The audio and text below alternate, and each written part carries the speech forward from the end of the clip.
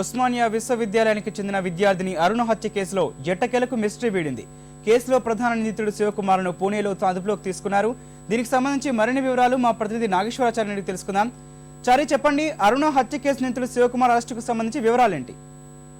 గౌతమ్, ఉస్మానియా విశ్వవిద్యాలయం విద్యార్థిని అరుణ హత్య కేసులో ప్రధాన నిందితుడు శివకుమార్ ను టాస్క్ ఫోర్స్ పోలీసులు ఈ తెల్లవారుజామున అదుపులోకి తీసుకున్నారు. పూణేలో అదుపులోకి తీసుకున్న పోలీసులు ఆయన నగరానికి తరలిస్తున్నారు. దీనికి సంబంధించిన హత్య కేసులో ప్రధానంగా దీనికి సంబంధించిన పూర్తి వివరాలు శివకుమార్ ను విచారించిన తర్వాత వెల్లడిస్తామని పోలీసులు చెప్తున్నారు. అయితే ఇప్పటికే దానికి సంబంధించిన చాలా వివరాలు పోలీసుల దర్యాప్తులో తెలిసింది. దీనికి సంబంధించి శివకుమార్ సోదరుడు ప్రభు స్నేహితుడు ప్రవీణ్ కుమార్ ను కూడా ఇప్పటికే పోలీసులు నిన్ననే అరెస్ట్ చేశారు. వీటికి సంబంధించి హత్య ఎందుకు జరిగిందనే విషయాన్ని మాత్రం ప్రధాన నిందితుడు శివకుమార్ ను విచారించిన తర్వాత అయితే తెలుస్తుందని చెప్తున్నారు. ప్రధానంగా సెల్ ఫోన్లతో పాటు శివకుమార్ స్నేహితులు బంధువులను విచారించిన పోలీసులు వారు ఇచ్చిన సమాచారం ఆధారంగా పూణేలో ఉన్నట్టుగా గుర్తించి అక్కడికి వెళ్ళిన ప్రత్యేక బృందం ఈ తెల్లవారుజామున పూణేలో అదుపులోకి తీసుకున్నారు. ముఖ్యంగా అంటే అదే రోజు అంటే గత నెల 31వ తేదీన తన ఇంట్లో హత్య చేసిన తర్వాత అక్కడి నుంచి తన స్వస్థలం మెదక్ జిల్లాకు వెళ్ళి ఆ తర్వాత అక్కడి నుంచి